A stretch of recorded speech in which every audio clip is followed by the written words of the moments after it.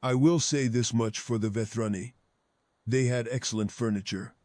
The chair in my assigned quarters at Cathalara Research Station was some kind of molded polymer that adjusted to body temperature and redistributed its support every 14 minutes. I know it was 14 minutes because I timed it. I had a lot of time on my hands during those first few days, because the Vethrani had made it quietly but thoroughly clear that I was not, in any practical sense, expected to do anything. My name is Seren Okafor. I am a doctor, general practitioner xenocomparative diagnostics, certified by the Galactic Health Inspectorate, level 3 clearance, 17 years of field experience across 9 species contact zones. At the time I arrived at Cathulara, I held the secondment rank of visiting medical observer, which the Vethrani collective had apparently translated internally as something closer to decorative human placement. I found this out later. At the time I simply noticed that nobody assigned me any patients. The secondment had been arranged at the diplomatic level, one of those interspecies professional exchange programs that everyone agrees to in principle, and nobody quite knows what to do with in practice. The Galactic Health Inspectorate had been trying to establish a presence at Vethrani research stations for the better part of a decade. The Vethrani collective had been agreeable in correspondence and evasive in implementation. They produced, when pressed, the usual reasons: cultural sensitivity, operational complexity, the significant differences between Vethrani diagnostic methodology and whatever it was that humans practiced. The Vethrani medical tradition is roughly 300 years older than humanity's, rigorously formalized, and deeply bound up with institutional prestige, in ways that made outside evaluation feel, to the Vethrani, like something between an audit and an insult. They were not hostile about it. They were simply very skilled at making an agreement exist, on paper, without allowing it to do anything. Then someone in their foreign affairs apparatus decided that a single human medical observer on a 6-month posting would satisfy the spirit of the agreement without meaningfully disrupting anything. One person, no formal clinical authority, observer status only. They sent the paperwork. The inspectorate sent me. I packed my kit the night before departure. It is a good kit. I have carried a version of it since my 3rd year of medical school, updated and rebuilt several times over, but the core stays the same. A portable tissue scanner that runs on a power cell, about the size of my thumb, a fluid sampler that processes to a full toxicological panel in 40 minutes, a neural resonance monitor that I had recalibrated by hand 3 times over the years, because the factory calibration was never quite right, for comparative work, a manual stethoscope, and a set of instruments whose names translate poorly into other languages, but whose functions are fundamental. The whole kit folds into a case I can carry in one hand. It looks, by the standards of modern medicine, extremely modest. This is, I have found, often an advantage. But I am getting ahead of myself. I arrived at Cathulara via the standard transit hub, transferred to a Vethrani shuttle, and spent 4 hours watching the station grow in the forward viewport. It was an impressive structure, a long, multi-tiered spindle of polished gray composite, bristling with sensor arrays and docking pylons, the Vethrani emblem rendered in bioluminescent panels along the main hull. The research station orbited a gas giant in the outer system, the planet's amber storms visible below as a slow-churning backdrop. I have been to a lot of stations. This one was genuinely beautiful. The docking officer who met me at the bay was a tall Vethrani in the dark blue uniform of the administrative caste. The Vethrani are roughly humanoid, bilateral symmetry, upright posture, 2 arms, 2 legs, but the resemblance stops at the silhouette. Their skin is a deep slate blue, almost charcoal in low light, smooth and slightly luminescent. Along their temples, their jawlines, and down the sides of their necks run bioluminescent nerve filaments, thin lines of pale cold light that flux in color when they are experiencing strong emotion. In relaxed or neutral states the filaments glow a steady pale blue. When a Vethrani is amused, they shift toward a warmer gold-white. When alarmed they go cold green. Contempt, I would learn, reads as a slow pulse of violet. The docking officer's filaments were a steady, pleasant pale blue. As she introduced herself as Administrator Veth, Saranen walked me through the station's main corridors. I noticed they warmed almost immediately when she got a look at the case I was carrying. Not dramatically. Just a flicker. She covered it smoothly and continued walking. Keth Ulara was larger on the inside than it appeared from the shuttle. The corridors were wide and well lit, with a particular kind of diffuse overhead luminescence that the Vethrani favor. Soft and cool, designed to make their bioluminescent filaments readable rather than washed out. The research wings branched off the central spine in clusters, each one labeled in the Vethrani script that looks, to human eyes, like overlapping wave patterns. I had learned the basic alphabet before departure, but not much beyond it. The administrative signage also ran in Interstellar Standard, which was enough to navigate.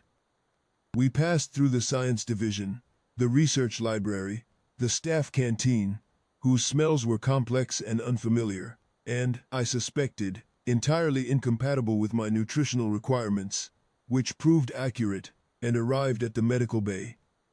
Veth Saren showed me the workbench that had been prepared, the power ports, the storage units. Everything was clean and well organized. The Vethrani are meticulous housekeepers. Lead physician Thrail Koss will meet you there tomorrow morning, she said. We hope your stay is comfortable. My quarters were on the same level as the research staff, which I took as a small courtesy. The furniture, as I have said, was excellent. I spent the first evening reading the station's published research index, which the inspectorate had provided in advance. Keth Ulara was a xenobiological research station, the Vethrani Collective's primary facility for studying off-world species, including humans. Their medical bay treated the station's Vethrani staff of approximately 200, plus a rotating contingent of visiting researchers from allied species. They had state-of-the-art diagnostic equipment. Their physician caste was formally ranked among the top 3 in the collective. Their publication record was substantial. Their citations were impeccable. They knew exactly who they were and what they were good at, and they had been good at it for long enough that the knowing had settled into something very close to certainty. I took note of all of this. Then I read the maintenance logs, which the inspectorate had provided through channels the Vethrani had not been informed about, but I am still getting ahead of myself. In the morning I carried my kit to the medical bay and met lead physician Thrail Koss. He was a striking figure, tall even by Vethrani standards, with the elaborate rank filaments of a senior physician threaded along his jawline and down his collarbones, their steady gold-white glow indicating a settled, confident emotional state. He stood at the center of a beautifully appointed medical bay. Banks of Vethrani diagnostic equipment gleaming in the overhead light. Everything polished. Everything calibrated to tolerances I could see, listed on the status panels. The bay could have treated 40 patients simultaneously. It had room for a research team, a consultation suite, an imaging theater. It was, by any reasonable standard, the finest xenomedical facility I had visited in the outer systems. Thrail Koss looked at my case. His filaments shifted, not dramatically. He was too senior for that, but they pulsed a brief, unmistakable violet. Dr. Okafor, he said. His interstellar was impeccable, with the clipped precision that Vethrani physicians learn in their second year of training. Welcome to Keth Ulara. We have prepared a station for you. He indicated a workbench off to one side. A good bench, I should say, positioned near a window and equipped with its own power ports. I trust your journey was comfortable? Very comfortable, I said. Thank you, and you have everything you need. I set my case on the bench and opened it. The tissue scanner, the fluid sampler, the neural resonance monitor, the stethoscope, the rest of it. Everything laid out in the order I always laid it out in. It is a routine that takes about 40 seconds, and I have done it in worse places. A cargo hold with 3 inches of standing water comes to mind, and before that a field tent during a dust storm, on a dry planet where the dust was mildly corrosive. So I did it here without thinking about it. There was a silence. I looked up. 3 other Vethrani physicians were present in the bay. Junior staff, their rank filaments shorter, and their glow a subdued blue-white. All 3 of them were looking at my instruments, then looking at each other. The filaments on the nearest one shifted gold-white, and she pressed her lips together in what I recognized as the Vethrani gesture of suppressed amusement. Thriolkos recovered first. "These are your instruments," he said. Not quite a question. "Yes," I said. "The portable scanner." He indicated the tissue scanner. "MR7 handheld, yes." "I believe," he said carefully, "that model was standard issue approximately 30 years ago." 26, I said. "The MR7 Mark II came out 26 years ago. I'm running a modified version with updated calibration matrices.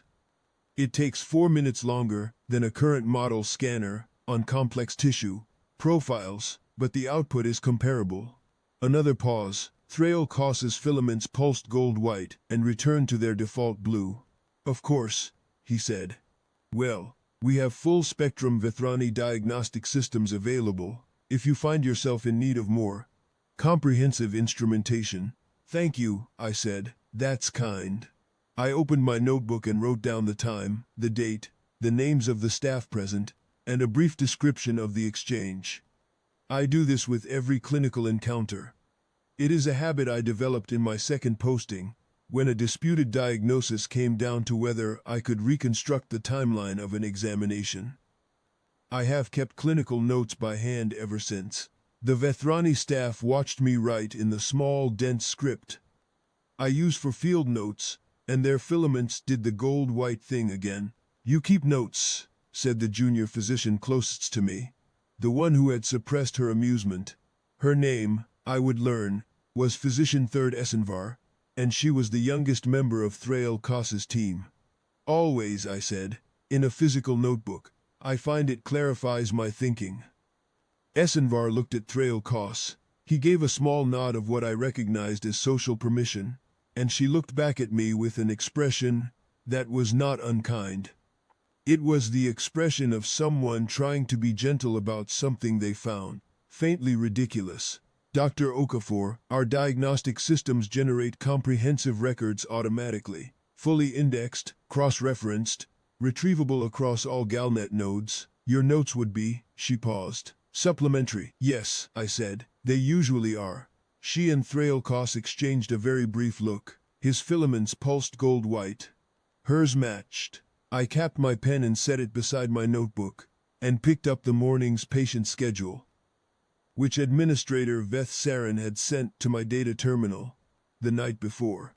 It listed 6 routine checkups for Vethrani research staff. "I'll start with the first patient at the scheduled time," I said. "Of course," said Thriolkos. "I'll have a senior physician available to advise if you require it." "Thank you," I said. He meant it as a courtesy. I wrote it down anyway. The first patient was a young xenobiologist with a persistent wrist complaint. His name was researcher Omalteth, and he came in holding his left wrist with his right hand, which is apparently how Vethrani indicate discomfort in that joint. The equivalent of limping.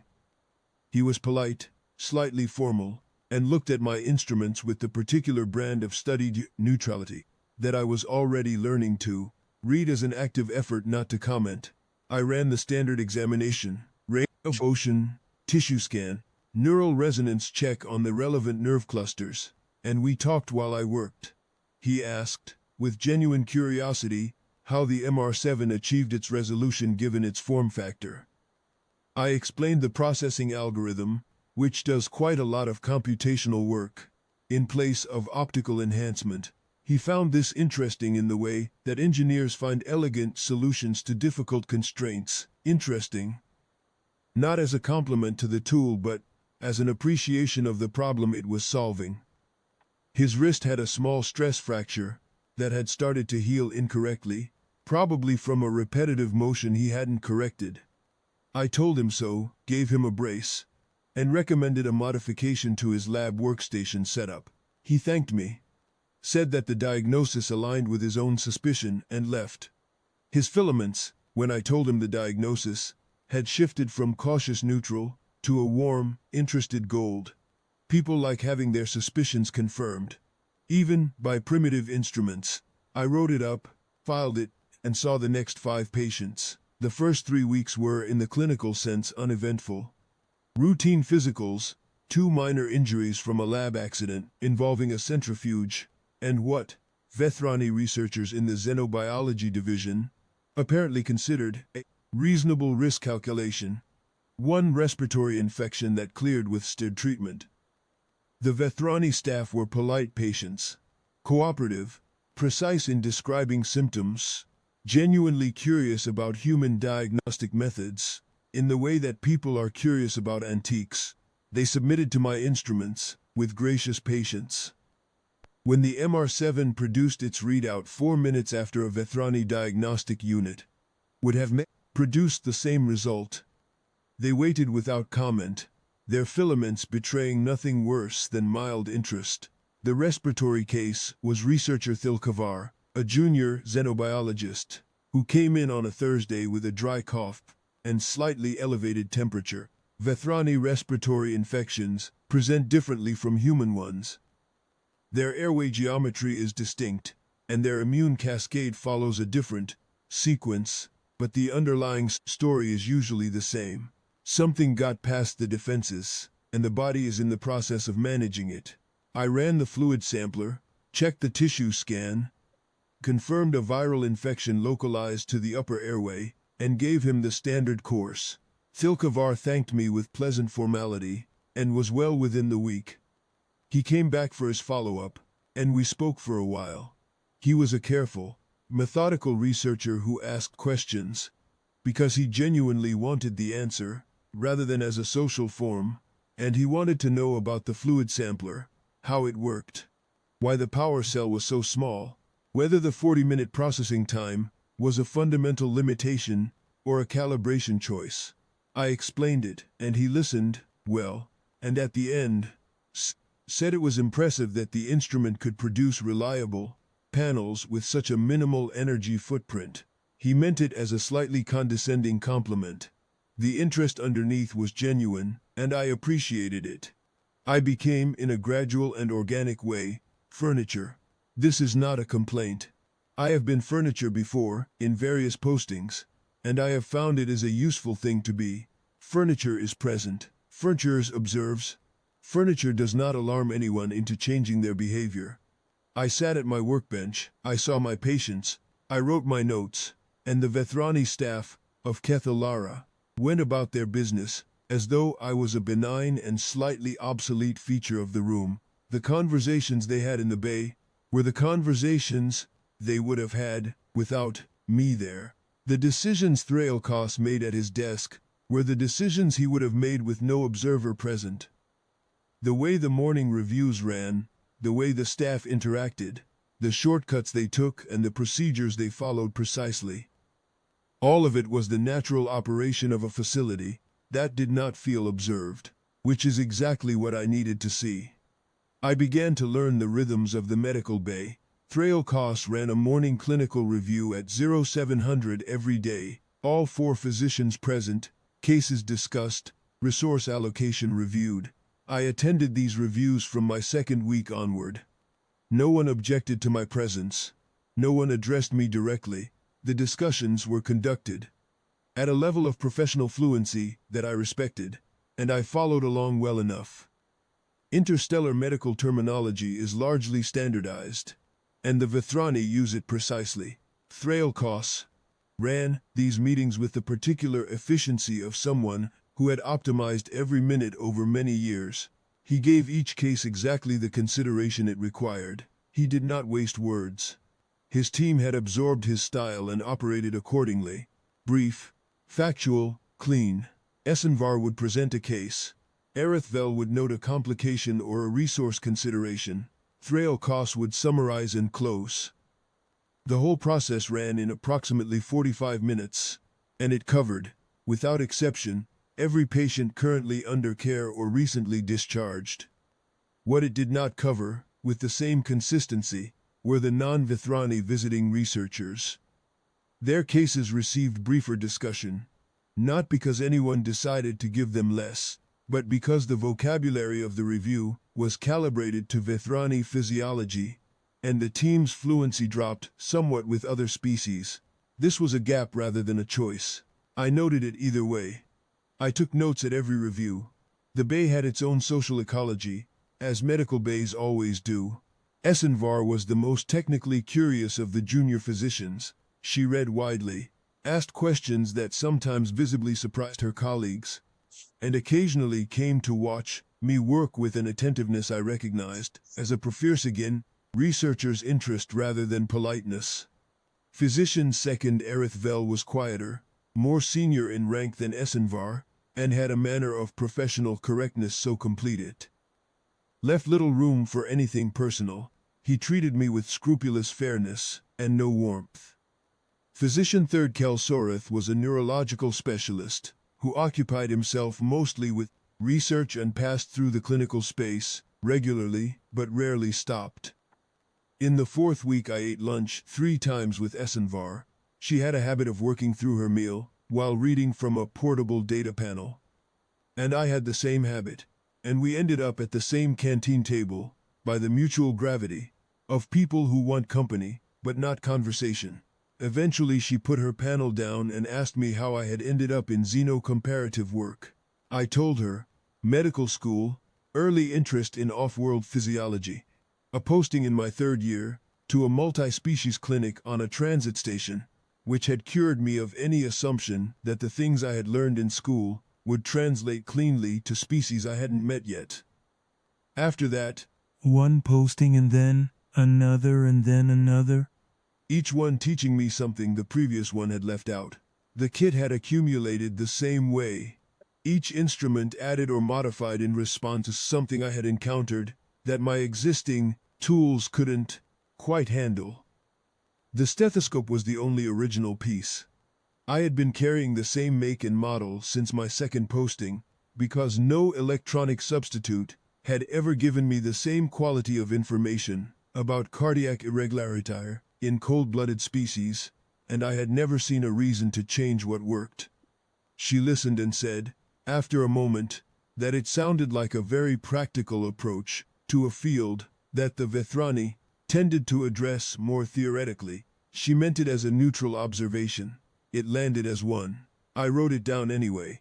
In the 5th week, a second batch of visiting researchers arrived at the station. A group of 7 from various allied species, there for a 6-week xenobiology symposium. 2 Chelhari, 3 from a species called the Rendath, whom I had not treated before, 1 Vithrani from an external institution, and a human named Dr. Marcus Ose, who was like me a medical officer, though his specialty was surgical rather than diagnostic. Ose and I had a long dinner the night he arrived. He had heard about my posting from colleagues at the inspectorate and wanted to know how it was going. I said it was going well. He asked specifically how my instruments were being received. Warmly, I said. He looked at me. In the way that a very patient person is warm, I said. There have been some comments. He nodded. He had been on 2 similar postings and understood the shape of the thing without needing it described. Are you finding anything? He said. A few things, I said.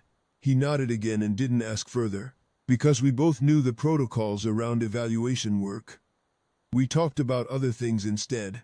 He left at the end of the symposium, and we shook hands at the docking bay, and he said he would look forward to reading whatever came out of the posting. I said, I hoped there would be something worth reading. The remark that I remember most clearly happened in the 5th week, on a morning when I was recalibrating the neural resonance monitor. Recalibration is a manual process on that instrument. You run a standard reference sequence, compare the output to a known good baseline, and make small adjustments by hand. It takes about 20 minutes, and I find it meditative.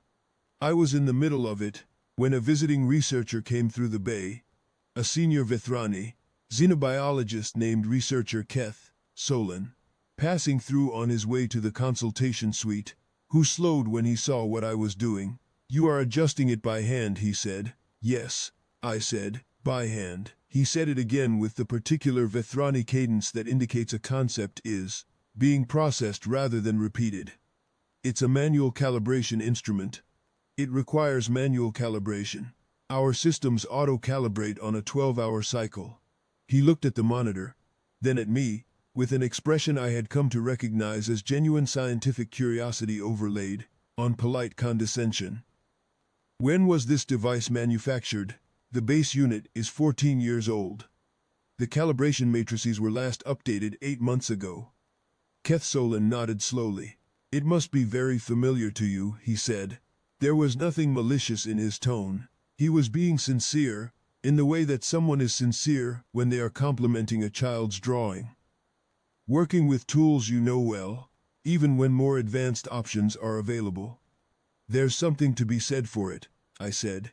He nodded again, with the air of someone who had been charitable and knew it. His filaments glowed a warm, settled gold. Then he continued on to the consultation suite. I finished my calibration and wrote down his name and the substance of what he had said. There had been 2 other remarks that week. One from a Vethrani lab technician who had watched me carry my case from my quarters to the bay and asked if the inspectorate provided transport assistance for older equipment. Another from physician second Erith Vell, who had referred to my fluid sampler during a morning review, not to me, to Thralkos, in a subordinate clause about processing times, as the human observer's portable unit. Neither remark was hostile, both were notes. In the 6th week, there was a more extended incident, which I mention, because it was the clearest illustration of how the Vethrani physician caste thought about my presence and my function. A senior researcher from the Xenobiology Division, researcher Prime Theth Karal, came to the medical bay for her annual health assessment. A standard procedure, longer than a routine physical, covering full tissue survey, organ function, metabolic baseline, and neurological screen. Thralkos conducted the assessment himself, as he did for all senior station staff, and I watched from my workbench. The Vethrani diagnostic suite handled everything efficiently. Scans, panels, imaging, the full sequence running in parallel, across multiple instruments, the readouts appearing simultaneously on the central display, where Thralkos reviewed them in real time. It took just over 19 minutes. For 40 researchers of senior rank, 20 minutes each. This was the full station cycle for annual assessments. Thralkos's team was clearly proud of this number. When Thralkos finished, he glanced at me with the expression of someone making a point, without quite making a point. "The full station annual assessment cycle runs in approximately 16 hours, he said. "Efficient for a facility this size." "Very efficient," I said. "Your instruments, for comparison, how long would a comparable assessment take?" He was being conversational. He was also demonstrating something to Theth Karal, who was still in the room, and who had the attentive bearing of a senior researcher watching a professional interaction. "About 45 minutes per patient," I said. "Longer for complex profiles." Thralkos nodded with the measured sympathy of a senior physician, acknowledging a limitation that is not his problem. "Your methodology has its applications," he said. "Fieldwork, resource-limited environments. Different contexts call for different tools." "Exactly," I said. I wrote this exchange down verbatim. I found it very useful later. The second category in my secondary section, which I have not yet described, concerned not instruments but process. Over those same weeks, I had been mapping how the medical bay handled non-Vethrani patients in comparison to Vethrani ones, and what I found was consistent and unremarkable, and also, in aggregate, significant. Non-Vethrani patients received shorter consultations. Not dramatically, but measurably. Their cases received less discussion time in morning reviews. The consultation suite species adaptation protocols, which are supposed to be updated quarterly. With new physiological research from the GalNet medical database had last been synchronized about 3 years ago, the treatment guidelines for Chelhari physiology, the most common non-Vethrani species visiting the station, were 4 revisions behind the current standard. These were not neglectful decisions. They were the natural result of a facility that was primarily designed for Vethrani patients, treating non-Vethrani patients as a secondary function, with all the priority ordering that implied. I was careful about how I characterized this in my secondary section. I was not writing a condemnation, I was writing a description. I had by this point begun a secondary section in my notebook, which I kept beneath the clinical entries. It did not have a heading. It contained names, dates, and descriptions organized by category. The first category was equipment observations. The Bay 3 diagnostic unit was not the only concern I had developed over 6 weeks of parallel measurement. One ultrasonic tissue imager was producing cosmetically perfect scans that were, at the cellular level, slightly compressed along one spatial axis, not enough to change a diagnosis in most presentations, but enough to matter in cases where cell wall integrity was the diagnostic question. The fluid analysis system, under the South Bench, was consistently underreporting certain protein markers by a margin of roughly 8%, subclinical in routine cases, potentially significant in others. A third instrument I had concerns about, but could not characterize fully with my kit. I noted it as requiring specialist review. A fourth showed intermittent output variance during the first 20 minutes after power cycling, which the Bay's staff managed by leaving it running continuously. A reasonable workaround that was not documented in their operational protocols. None of this would necessarily surface in routine Vethrani QA. Their protocols tested for functional operation, not for subtle cross-species accuracy drift. This was understandable. The station was primarily a Vethrani facility, serving Vethrani staff, and the instruments had been calibrated against Vethrani physiological baselines. For Vethrani patients, the drift probably didn't matter in the vast majority of cases. For a xenocomparative facility treating species other than Vethrani, which Keth Olara did routinely as part of its stated research function, the calculus was different. The second category in my secondary section was procedural observations. These were smaller things. The morning review's case discussion format, which was thorough for Vethrani cases and considerably briefer for visiting non-Vethrani researchers, the gap between the published treatment guidelines for Chelhari physiology and the version the Bay was actually using, which was 4 revisions out of date. The way the consultation suite species adaptation protocols hadn't been updated in roughly 3 years. I was careful about each of these entries. I checked and cross-checked.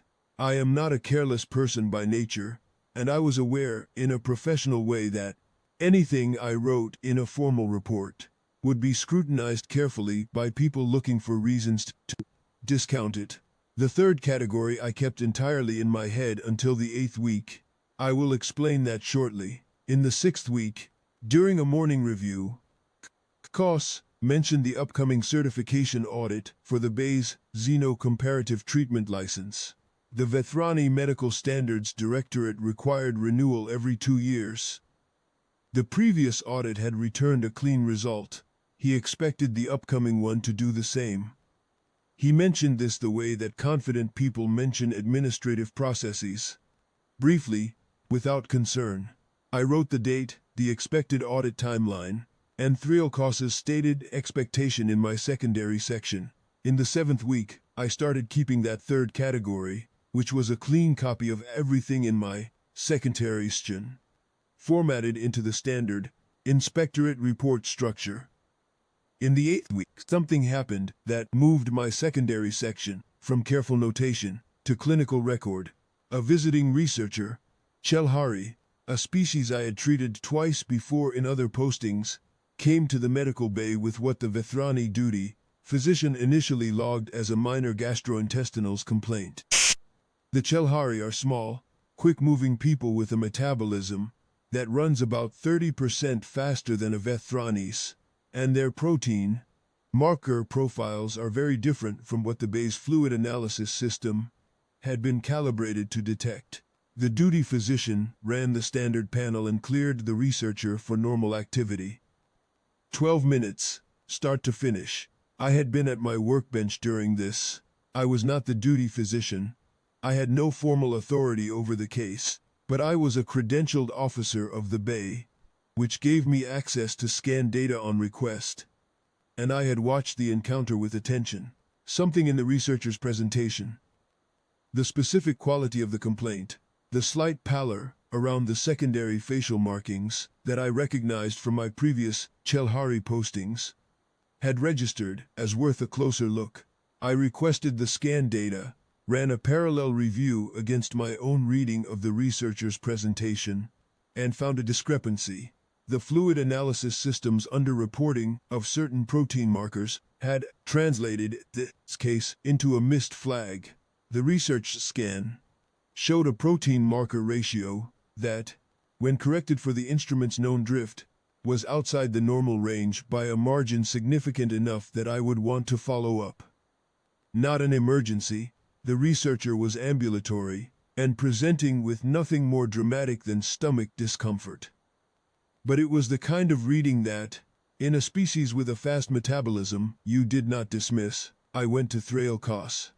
This required some judgment about how to proceed, because I was an observer, because what I was about to say would reflect on his instrument and his duty physician's assessment, and because I did not want to be the human who cried diagnostic failure and turned out to be wrong. I reviewed my data for 40 minutes before I went to him. Then I sat down at his desk with my notebook, my MR7 readouts, and 8 weeks of carefully documented parallel measurements. And I laid it out methodically, in the language of clinical concern rather than accusation. Here is the instrument. Here is the known drift I have documented across 11 measurements. Here is what that drift produces when applied to Chelhari protein marker profiles. Here's today's readout corrected for that drift. Here's why I think a follow-up warrants consideration. Thrail Koss listened. His filaments held steady. He was a very good physician. He listened to the whole of what I said before he responded, which is not universal. You believe our fluid analysis system is producing inaccurate results for non-Vethrani species, he said. I believe it may have species-specific calibration drift, yes. I've documented it across 11 measurements over the past 7 weeks. He looked at my notebook, then at my MR7 data, then back at me. His expression was careful and neutral, the expression of a senior clinician managing a professional situation. The Chelhari researcher's scan was reviewed by a qualified Vethrani physician. Using calibrated equipment, he said. Yes. I'm not questioning the physician's judgment. I'm questioning the instrument's output for non-Vethrani physiological profiles. Our QA logs show all instruments within operational parameters. Your QA protocols test against Vethrani baselines. I've been running a cross-species comparison using a second instrument. The variance is small but consistent. I put the MR7 data on the table. I'd like permission to recall the Chelhari researcher for a follow-up scan. Thrail Koss was quiet for a moment. His filaments were a steady, even blue, controlled, unreadable. What you are describing, he said carefully, is a scenario in which a portable, 30-year-old instrument has identified a calibration failure in a state-of-the-art Vethrani diagnostic system. 26-year-old, I said, and yes, that is what I'm describing. Another silence. His filaments pulsed, once violet, then back to blue. I will consult with our instrument technicians, he said. In the meantime, there is no immediate clinical indication for a recall. I'd like it noted in the clinical record that I flagged the concern. Of course, he said. I wrote that down as well. The instrument technicians ran a diagnostic on the fluid analysis system 2 days later. Their report concluded that the system was operating within normal parameters. They had tested it against Vethrani physiological baselines. I noted this in my secondary section and continue to see my patients. The Chelhari researcher came back to the bay 4 days later, now presenting with fatigue and a more pronounced gastrointestinal complaint. The duty physician ran the standard panel again. I was at my workbench.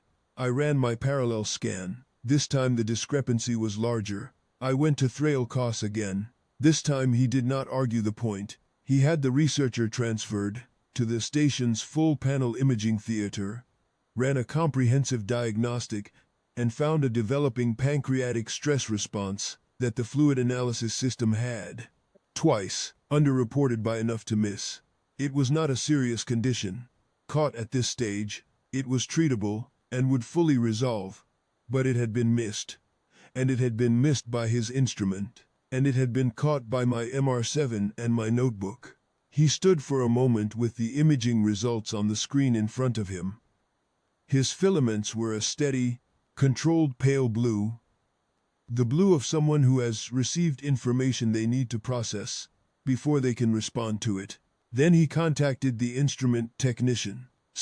He thanked me in the measured way that very proud people thank you for things they find uncomfortable. He directed the technicians to rerun their diagnostic with a non-Vethrani calibration baseline. He then spoke briefly with the Chelhari researcher, who, to their credit, received the news with composed good humor and asked intelligent questions about the treatment protocol, which Thrail Koss answered carefully and thoroughly. The researcher would make a full recovery. The treatment was standard and effective. Afterward, when the researcher had left, and it was just Thrail Koss and me in the consultation suite, he stood at the window for a moment and said nothing. I waited. The gas giant below us turned slowly in the viewport, its amber storms moving in long, unhurried spirals. The instrument calibration, he said finally, will be reviewed across the full bay. That would be thorough, I said. He nodded once. Then he left the consultation suite, and I went back to my workbench, and I wrote it all down. What happened over the following 2 weeks was quiet and methodical and, in its own way, revealing. Thrail Koss commissioned a full instrument review from the station's technical division. Without announcing it at a morning review, without sending a general communication to the bay staff, and without explaining it to me, a technician I had not seen before appeared with calibration equipment and worked through the bay over 3 days, running diagnostics on each unit in turn. I watched this from my workbench, seeing my patients, writing my notes, saying nothing. The technician did not speak to me. Thrail Koss did not discuss the review with me. He did not need to. We both understood the situation. At the end of the review, 2 instruments were taken offline for recalibration. Both were on my list. The other 3 on my confirmed list were recalibrated in place and returned to service within 24 hours. The bay continued operating as normal. No announcement was made. The Chelhari case was not referenced. In the morning reviews, the calibration work appeared once, briefly as an operational item, routine maintenance on diagnostic units, and that was all. After that, a few things changed in the way the Vethrani staff of Kethulara interacted with me. Most were small but consistent. Thrail Koss's filaments no longer did the gold-white pulse when he looked at my instruments. They held a steady, neutral split instead. The blue of someone who has revised their model of a situation and is still deciding what to do with the revision. Esenvar now glanced at my notebook with something closer to curiosity than condescension, and once, in the 10th week, during a morning review, she directed a question about cross-species protein marker ranges at me, rather than at Thrail Koss. I answered it. He did not comment. He did not contradict me. Physician Second Erithvel, who had referred to my fluid sampler as the Human Observer's portable unit, in a morning review 2 months earlier, began addressing me as Dr. Okafor, rather than the observer when he needed to reference my work. I noted this.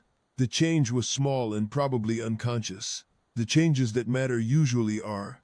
Keth Solon, The xenobiologist who had watched me calibrate by hand came back to the bay 3 weeks later and asked if I would be interested in contributing data from my cross-species scans to a research dataset he was compiling. It was a genuine research inquiry. He had read a paper I had co-authored 4 years earlier and thought my MR7 data from the Vethrani patient cohort would be useful for his cross-species metabolic baseline study. He came back a second time with the formal data-sharing documentation already prepared, which I thought was efficient, and I told him so, and he looked pleased. I signed the documentation and continued to see my patients. The secondary section of my notebook had grown considerably. By the end of the 4th month, I had formatted it into the standard inspectorate structure: findings, evidence, supporting data, clinical impact assessment. I had documented 7 instrument concerns across the medical bay, of which 4 were confirmed out of tolerance, 2 were probable, and 1 was unresolved. I had documented 2 instances of missed or delayed diagnoses attributable to instrument drift. I had documented the calibration procedures in use, the QA protocols and their limitations for non-Vethrani species, the staffing structure, the clinical review process, and the training records of the physician caste, which I had access to through the station's research index since they had been published as part of the collective's academic record. I had also, working separately and carefully, through the maintenance logs that the inspectorate had provided in advance, documented a pattern of deferred maintenance on 3 of the instruments in question, each instance authorized by Thrale Caste's predecessor and left unremedied through 2 subsequent QA cycles.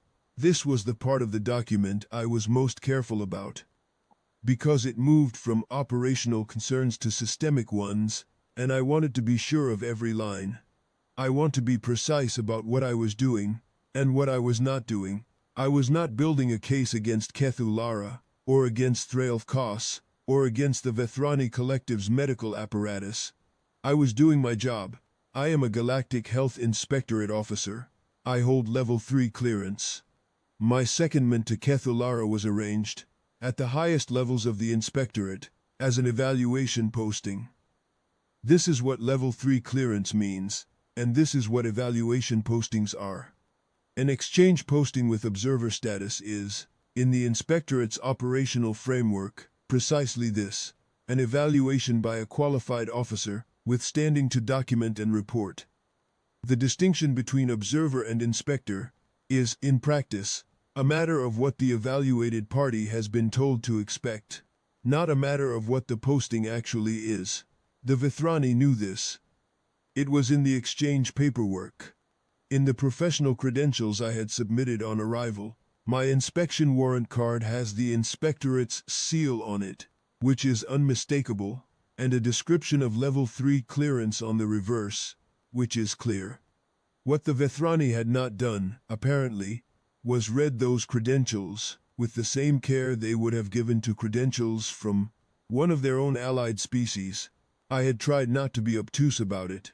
I had introduced myself as Saren Okafor, General Practitioner, Xenocomparative Diagnostics, Galactic Health Inspectorate, Level 3 Clearance.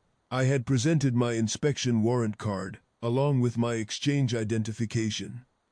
Administrator Vethsaren had taken both, glanced at them with polite efficiency, and filed them without, I suspected, reading past the word human. I did not take offense. I noted it. In the 5th month, the research staff hosted an assembly of welcome, extended to any observer on a posting of more than 90 days. It was a formal event by Vethrani standards. The whole station's senior staff present, the lighting in the main hall, adjusted to warm amber, that made the Vethrani's bioluminescent filaments glow beautifully. The food was excellent, and entirely wrong for my nutritional requirements, as usual, so I ate from my own stores before attending, and drank the Vethrani mineral water, which was fine. I had a pleasant evening. The station's researchers were, in aggregate, good company, curious people who worked at the edges of what was known, and had the habits of thought that goes with it. Several came to talk with me during the course of the event, not from politeness, but from genuine interest in xenocomparative diagnostics and what a human doctor's clinical experience on a Vithrani station had taught her. I told them honestly, a great deal on both sides of the equation. Researcher Thilkavar, the xenobiologist, whose respiratory infection I had treated in the first month, found me near the food table and said he had been thinking about a question since our follow-up conversation. The question was whether the MR7's 40-minute processing time was, in a field context, actually a limitation at all. Whether the forced waiting period, by requiring the clinician to remain with the patient for the duration, produced diagnostic information that faster instruments missed. I said that was an interesting way to think about it, and that I had never framed it that way myself.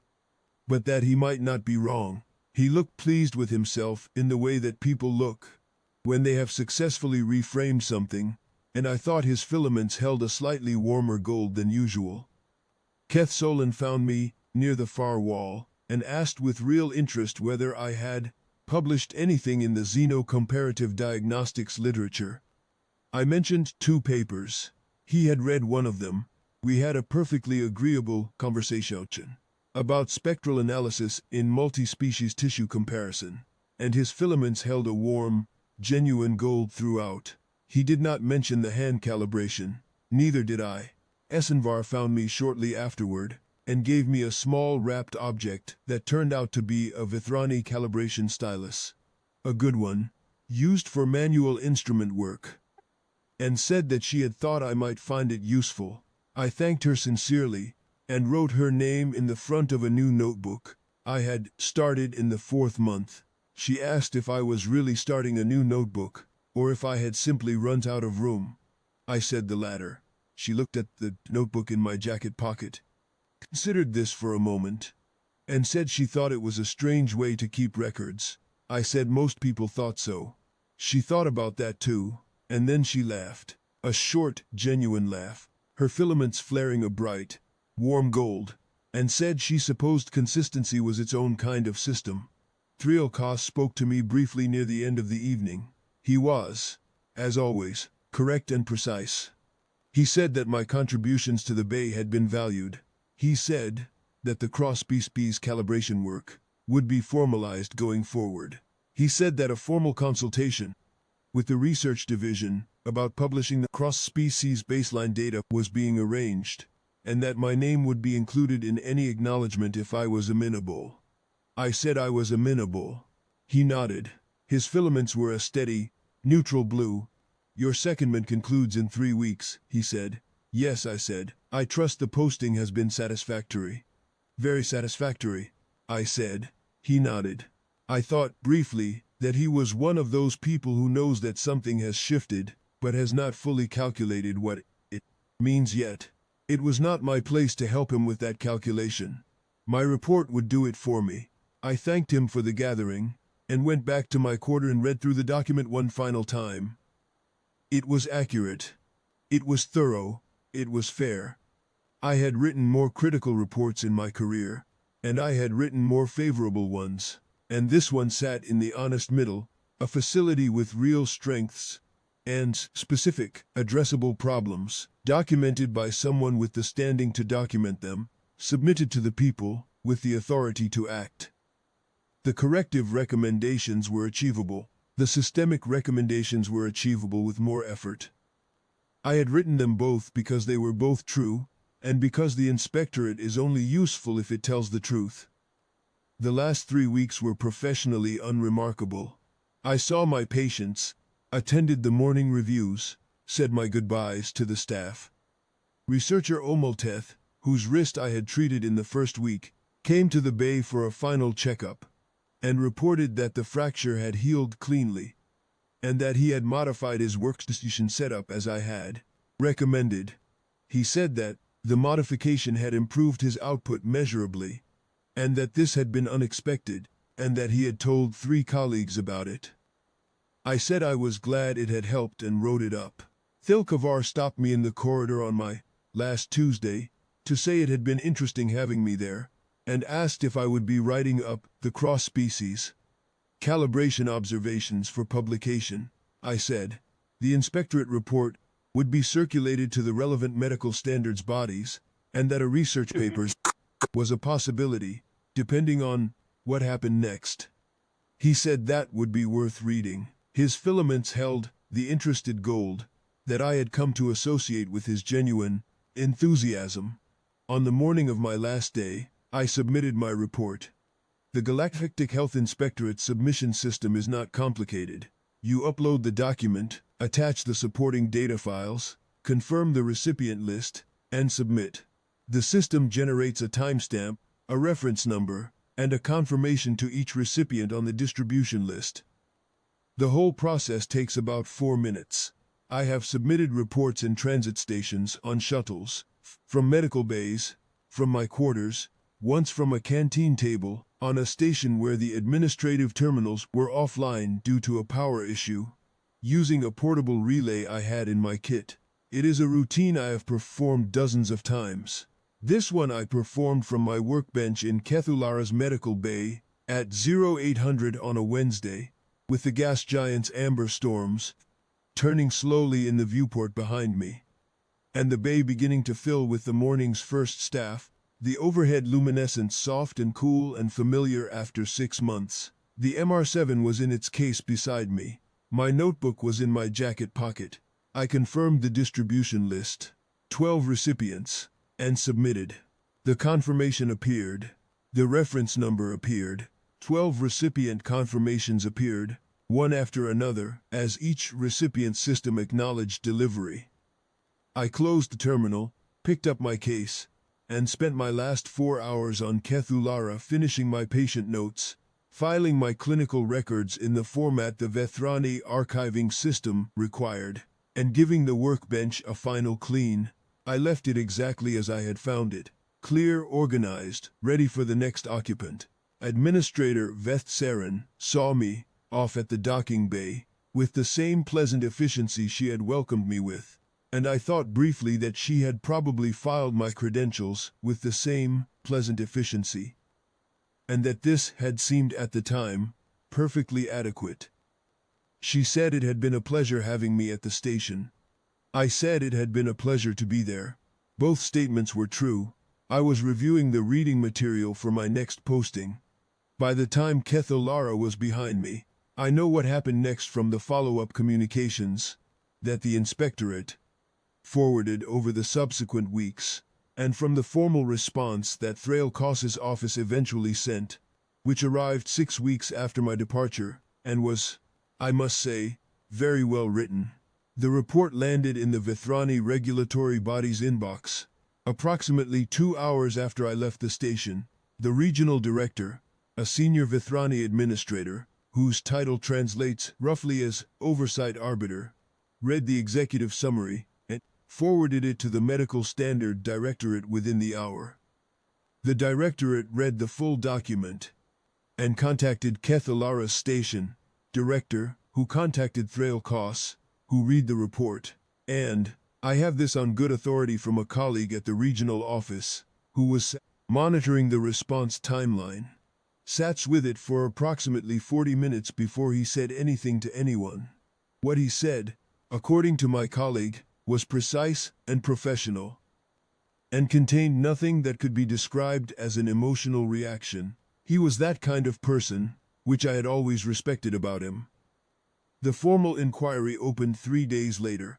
These processes move quickly when they have documentation to work from. The inquiry's scope covered the 7 instrument concerns I had documented, the 2 clinical impact cases, the maintenance deferral pattern, and the QA protocol limitations for non-Vethrani species.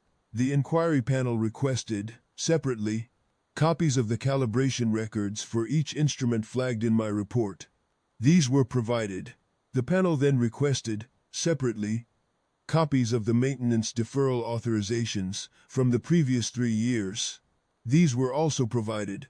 The pattern my report described was legible in those records to anyone who looked for it, and the inquiry panel looked. The instrument technicians were directed to rerun their diagnostics using the multi-species calibration framework I had appended to the report as a suggested methodology. A document I had drafted over 2 evenings in the 3rd month. Once I was confident, I understood the station's QA system well enough to propose an improvement to it. 4 of the 7 instruments were formally taken out of service for recalibration. Bay 3's diagnostic unit was among them. Keth Ulara's Sino-Comparative Medical Certification, which allowed the station to treat species other than Vethrani under the interspecies medical framework, was placed under review pending the inquiry's findings. This was standard procedure, not punitive, and I had noted in the report that I expected it would be the outcome. The station could continue treating its Vethrani staff without interruption. Treatment of visiting non-Vethrani personnel was suspended pending recertification. The recertification process took about 4 months. They passed. The instruments were recalibrated. The QA protocols were updated to include multi-species baseline testing across all major species categories of visiting researchers.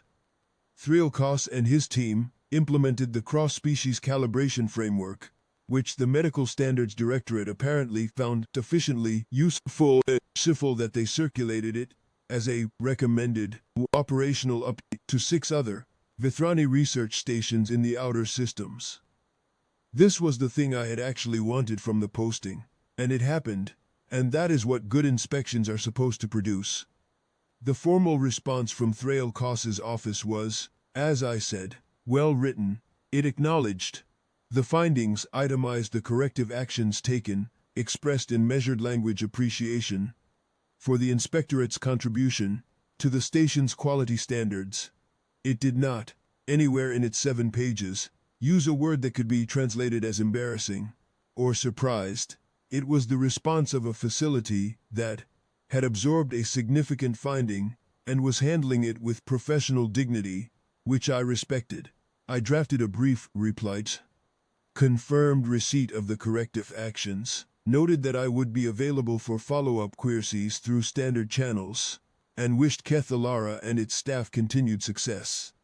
I sent it from my next posting, where I had already been for 6 weeks, and where the local medical establishment had its own instruments, and its own calibration habits, and its own ways of looking at the small, slightly outdated kit that I set up on my workbench every morning. My new colleagues were a species called the Drethani, hexapedal, ammonia-tolerant, with a diagnostic tradition that was roughly 800 years older than humanity's, and a professional pride to match. They had extensive libraries of species-specific data and calibration records, going back centuries, and they had looked at my kit with something I had come to recognize across the galaxy as a specific expression. The polite appraisal of something one has decided in advance is not quite up to standard. I had set up my instruments in the usual order, opened my notebook to a fresh page, written the date and the names of the staff present, and picked up the morning's patient schedule. "You are the inspectorate observer," said the senior Drethani physician. His voice was a low, resonant double tone. The Drethani produce sound from 2 separate vocal structures, and the harmonics are pleasant once you adjust to them. "Yes," I said. He looked at the notebook, at the MR7, then at the fluid sampler, then at me. He took his time about it. "And those are your instruments?" He said yes, I said. I uncapped my pen and waited pleasantly.